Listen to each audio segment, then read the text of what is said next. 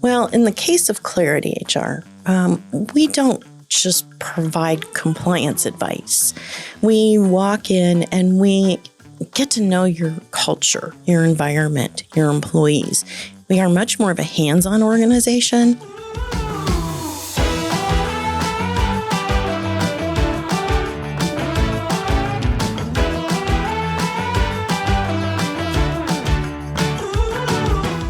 So do you ever hate wearing the HR hat in your own organization? If you do, we're going to talk to HR business partner Julie Wheeler today from Clarity HR and how you can take that hat off and you can share it with her. So Julie, thanks for coming to the podcast today. Thank you for having me. So I'd like you to tell us what led you into the world of HR. Why'd you want to be an HR person? I didn't. You didn't? No, I never did. So you're still a hostage? I am. Okay. Truth now. I actually took a job as an executive admin. I was trying to slow down, and there was supposed to be just a little bit of HR involved. And here I am today, 23 years later, with a law degree and having practiced employment law, and back to my roots in HR. So what's one unexpected thing about HR that surprised you when you got started? I think probably the amount of resistance and the preconceived ideas. Oh, tell me more about that. Well, there's a stereotype for HR people. No, not at all. Oh, yes. And we work every day to break that mold in my organization. We are not the people that say no all the time. We are not the people that tell business owners how to run their business. We don't want employees to be unhappy. We don't want black and white rules that we can't help people. So it really is interesting. And has been over the years, every time I've gone into a different organization, that preconceived notion of HR unapproachable and HR staunchy and HR rules, and that's all we are. In larger organizations, probably more so, but in small organizations, it doesn't have to be that way. So why do you think so many small business owners believe that HR always says no?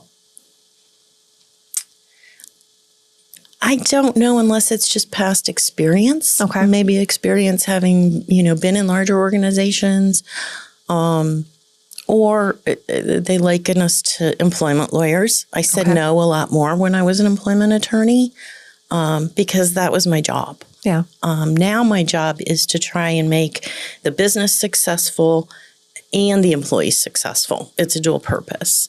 So I'm not just strictly protecting the business. And it's really a much more fulfilling role. All right. So let's start with the basics of fractional HR. Okay. Can you tell our audience what that is and how it works? Fractional HR is the opportunity for employers who may not have the need for a full-time HR person or the resources for a full-time HR person to actually have the benefits of a human resources person on their staff. We come in and we look at where they are. Do they have a handbook? Do they have processes in place? And then we work on a time frame that they designate. So if they only want to see us a couple hours a week, that's fine. If they want to see us 20 hours a week, that's fine. If they want to see us initially more to get them up to speed and then back down, we can do that. So we're kind of the on-demand HR people that you don't have on payroll and you don't have to provide benefits to. So in understanding, you do all of the things that a standard HR department would do in an organization. You just do it at a fraction of the time. Exactly. Okay. What are some common HR challenges small business owners face that they don't even realize are HR problems? It's like the great question. I think that the biggest issue is procrastination. Business owners, because they're afraid of employees and they hear all the horror stories about lawsuits and huge settlements and huge jury awards, they have employees that may not be the best fit for their organization, but they're afraid to deal with them. And so they procrastinate those decisions. And it actually becomes more costly to them than if they address them head on. Can you give me an example of that? Sure. We had a client that had a problem employee. Everybody knew this person was a problem employee, and nobody wanted to deal with it. There was always an excuse not to move forward. And that employee turned out to cause some pretty serious issues. A false workers' comp claim, a false short-term disability claim. It was pretty ugly. It was pretty ugly. Costly to the employer, too? Yes, very costly to the employer. And the result was the same. So all they did was buy themselves more trouble in procrastinating that decision. So coming in while they're procrastinating, what are you doing? Because I feel like in some ways, the business owner almost feels like they're a hostage, like they don't know how to make a decision. So how do you kind of lead and help them go through that process?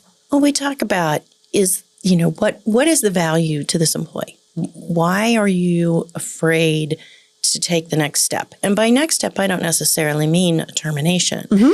I mean progressive discipline. I mean a personal improvement plan. Something to notify this employee that they're not performing to the employer's expectation and they need to improve. And so we talk about it. If we want to retain this person, what do you want to see improve? How can we advise this employee to do better and maintain their position with the organization? And if you don't want to do that, what's holding you back? Why aren't you separating that relationship? What is the force that's keeping you from doing what you need to do and what's best for your organization? So Julie, I remember being in a meeting with you and a client, and we were having a conversation about an employee that was key to the organization. And at one point in time, the business owner was like, but you don't understand. I don't know what we would do if we didn't have this person. And I think you looked at them and said, well, have you ever looked to see? And that part of that was they had never figured out, writing the job description, posting for the position. And then they did that. They were able to exit someone who was not performing in their organization and able to replace them with someone who helped their organization grow tenfold. And so sometimes it's just that simple question of, have you thought about this? Or have you looked? And I think sometimes business owners don't even think about that. They get so bogged down in the weeds and in the day-to-day that they forget that they have choices. That's exactly true. And one of the beauties of fractional HR is we're asking all the questions when we walk in. Mm-hmm. We don't know the answers. We're not part of the organization, and we don't have those long-standing relationships. So we may be looking at things with fresh eyes, and the business owner has just been so wrapped up in the day-to-day and hasn't been able to step away and look at the situation from afar. Yeah. So let's talk about that stepping out and kind of looking at things. So there's a lot of small business owners, I think, that believe they're not big enough for HR. Like we don't need HR support. So what would you say to that? I would say if you have an employee, you need HR support. I agree. And especially if it's family. What do you mean? Everybody gets along in a family business? Sure, they do. I think that what business owners forget, and interestingly, one of the things that business owners really seem to have a hard time with is employee handbooks. Mm-hmm. That's a sticking point. They feel like if they have an employee handbook now, they've got all these rules that they have to follow too, and they don't have the freedom to run their organization the way they'd like. And then the other piece of that is they think it's written in stone, like it's non-change. It can never be changed. Mm-hmm. And I tell employers, your employee handbook is a guideline. It helps employees understand the organization and what your expectations are. But it's ever changing. It's a living document. And anything that's not working for your organization, we can simply change. It's that easy. So employers tend to get themselves worked up about a lot of things that really aren't that difficult. We can fix it. Yeah, I like that. So oftentimes I think small businesses think that HR is just compliance. It's just following the rules and regulations. But I know that you have taught me that it's also about building a great place to work. So how does fractional HR help with that? Well, in the case of Clarity HR, we don't just provide compliance advice. We walk in and we get to know your culture, your environment, your employees. We are much more of a hands-on organization. Our team, we have a team meeting every week. We bring each other up to speed on what's happening with the client. So if one of us or the main point of contact isn't available, that client has somebody to talk to. But we really do know our organizations. And because we do, we're not just recruiting or writing policy based on a template. We know that organization and we say, I know you don't want to do this. How about if we try it this way? Or how about if we do this? Or especially in recruiting, that's a great candidate, but it's not going to fit in that culture. No way. So we really have the ability to service the customer, I think, much better than most of the HR consulting companies out there, and especially the HR consulting that comes from other payroll companies. The PEO model sounds great, but those HR consultants don't get to know your company. They don't come on site. They don't provide this kind of advice that we can provide because we know you. What works for one is not necessarily going to work for another company. I like that. So I'm going to give you some quick questions. I don't know if I'm going to get quick answers, but I hope for it. I'll try. What's one HR mistake you see all the time? Procrastination. What's one thing every small business owner should stop doing immediately when it comes to HR? Procrastinating. I see a theme. What's one small HR change that can make the biggest impact? I think really sitting down and assessing your team, recognizing what you have and what you don't have, and looking to fill the gaps, setting expectations. A lot of small business owners think that by setting expectations, employees will see that as a bad thing. Mm-hmm. And it's not. Employees are looking for that. They want that. They want to understand, when I leave today, how do I know I did a good job? And if we don't provide that, then they leave in this state of confusion almost. So I think that providing boundaries, providing expectations is extremely important for your staff. I like that. What's one HR topic business owners love to avoid but really shouldn't? Oh, boy. I would say, again, their employee relations. Okay. They avoid having hard conversations with employees every single day. And I think that everybody would be a lot happier if they had those conversations. Mm-hmm. I think the employees have a right to know if something's not going the way the employer wants it to go. And I think the employer feels a sense of relief just saying, I need you to do this. I need you to be more proactive. I need you, I think that that's something that most business owners avoid like the plague. Yeah, that's uncomfortable, sweaty 10-minute conversation. Right. Yes. Because they're afraid that they're going to say something that they shouldn't. And we help with that. We will even sit in on a call if it's a remote employee or if it's a Zoom meeting, and just listen. And we tell the employer, our client, look, don't worry. If you start to say something you shouldn't, we'll stop you. It's all right. So you kind of like that, you're the safety net. Yes. So they feel empowered and they can have the conversation, but then they know if they start to go in a different direction, that you can help navigate them. Yes. Nice.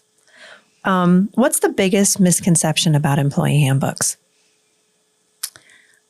Again, I think that they're written in stone and they're going to have to live. Employers put off writing that handbook if they don't have one because they feel the weight of the world, like they're making these decisions for the rest of the company's life. And it's not. We can change it tomorrow if you need it changed tomorrow. If we put something in writing and it's not going to work, we change it. It's not that written in stone document that you have to abide by for the rest of your natural born life. We can fix it. So if you had 30 seconds to convince a business owner that HR matters, what would you say? I would say if you care about your business and you care about your employees, then you really need to talk to somebody in HR that cares and is available. Doesn't have to be full-time, doesn't have to be on payroll, but you need somebody that when something goes wrong or you're not quite sure how to do something, you know you can pick up the phone and have a resource available to you to guide you through a process you're not familiar with. I like that. So if a small business owner is listening right now and they're thinking, I probably need HR help, but I don't know where to start, what's the first step? Pick up the phone. We're available. We can talk to you. We kind of assess where you're at. Do you have a handbook? If you don't, why? Do you think maybe you should do something about that? Do you have a process in place for onboarding? Some of the simplest things make a huge difference for a business. We did that with one of our original clients, and now everything is so smooth. Everybody knows exactly how to bring somebody on board. Everybody knows exactly what to do when somebody's departing. We know how to manage performance. We know what form to fill out. And it takes all of that angst away from your staff and your managers. So processes are a great place to start, and it also helps us to learn your business, how you want to do business. What's a common sign to you that a company needs HR support? Probably when you run into an employer and they say, yeah, I've got this employee I don't know what to do with. That's a common one. Or, yeah, I don't want to deal with that. Or, no, I didn't get around to paying him last week. Or, oh no, it's happened. red flag. Yeah. Just some basic questions that somebody will hit me with. That they don't think is a big deal, but it could really be a big deal if they don't pay attention. All my people are contractors. I don't have employees. Oh Lord, yeah. That's a great one, Chrissy. That is a great one. Yes. Or no, I pay everybody by salary. Nobody's on the clock in my organization. That's a favorite. Department of Labor loves those. So yeah, I mean, there are telltale signs, absolutely. Okay. So let's talk a little bit about that. The real, like the 60 to 90 seconds of why it's important to have your people classed the right way. Your favorite thing, the Fair Labor Standards Act. Yes, the greatest law ever written. The Department of Labor preys on that. The fines are massive. The penalties are great. And the Society for Human Resources Management estimates that probably over 80% of employers are out of compliance with the Fair Labor Standards Act, and most of them don't realize it. Wow. It's scary. It's a scary one. And that's the quickest way for an employee to cause harm to an employer is to call the Department of Labor if they feel they've been treated unfairly. And it doesn't have to be because of how they're paid. When I was practicing law, I can't tell you how many employees called me and said, I was unfairly terminated. Well, I'm sorry to hear that, but we don't have a wrongful termination statute. So why do you think that? And by asking questions, an attorney will get to the bottom of, they ask very pointed questions of the employees, and that gets them to understanding if they have a cause of action. Okay. And it may have absolutely nothing to do with the reason that the employee came to you as an attorney. So we had that happen in a tech firm that I worked for. The employee was mad about a commission, went to the lawyer wanting to sue for a breach of contract, and it turned into a Fair Labor Standards Act lawsuit because they claimed that she wasn't being paid properly.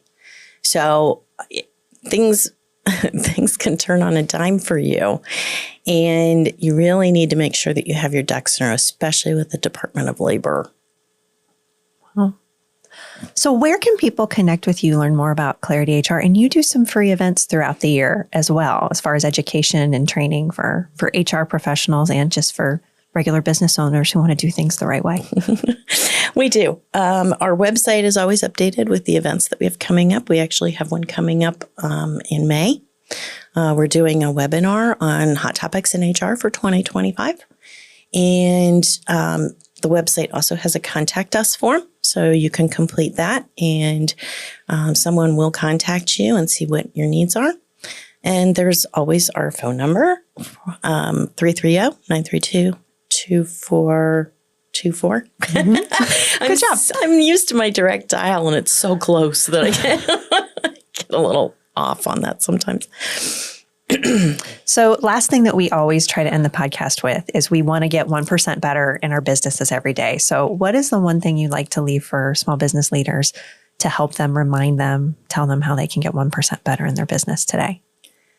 I would love to see every business owner and even a manager level sit down with their list of active employees and have a pro and a con, and then decide how they want to handle that. Do they want, there's always going to be room for improvement. I don't care who you are, right? So let's have those conversations with our employees. Let's set some expectations. Let's make sure the employees are doing well. Do a check-in. Do a check-in with each of your direct reports and just see how they are. How are they handling it? You may be very surprised at some of the answers that you get. Specifically in talking to your employees. Yes. Wow. Julie, thank you for your time today. Thank you for sharing your wisdom about how fractional HR can be a benefit to small businesses. And I look forward to having more conversations about HR compliance and all the fun things that happen in the world of HR. Thank you. I appreciate your time.